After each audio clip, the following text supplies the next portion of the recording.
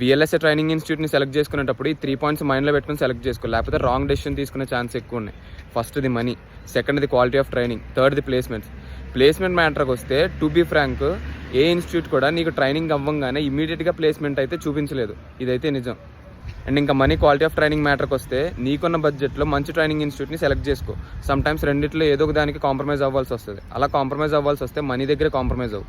ఎందుకు మనీ దగ్గర కాంప్రమైజ్ అంటున్నానంటే, నువ్వు సెలెక్ట్ చేసుకుని career path, VLSA training institute అంతా నెక్స్ట్ ఫ్యూచర్ కోసం కాబట్టి ఇప్పుడు మనీ దగ్గర కాంప్రమైజ్ అయినా కొంచెం పర్లేదు అంటున్నా.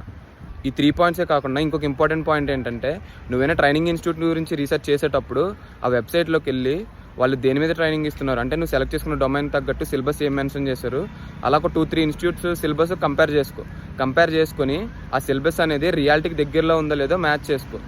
రియాలిటీకి దగ్గరగా ఉండడం ఏంటంటే, ఆ సిలబస్లో మెన్షన్ చేసిన టాపిక్స్ అన్ని ప్రజెంట్ ఇప్పుడు వర్కింగ్లో యూస్ చేస్తున్నారా లేదా, ఈ పాయింట్స్ అన్ని నువ్వు గ్యాదర్ చేయాలి.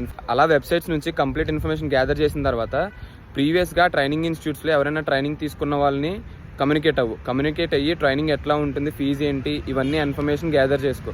ఫైనల్గా ఏంటంటే, నువ్వు ఏదైనా ట్రైనింగ్ ఇన్స్టిట్యూట్ని సెలెక్ట్ చేసుకునేటప్పుడు ఈ 4 పాయింట్స్ మైండ్లో పెట్టుకొని సెలెక్ట్ చేసుకో. అండ్ నీ ఫ్రెండ్స్ ఎవరైనా విఎల్ఎస్ఏ ట్రైనింగ్ ఇన్స్టిట్యూట్ కోసం చూస్తుంటే వాళ్ళకైతే ఈ రీల్ని షేర్ చేయి, వాళ్ళకి కూడా హెల్ప్ అవుతుంది. ఇంకుంటా మరి, బాయ్.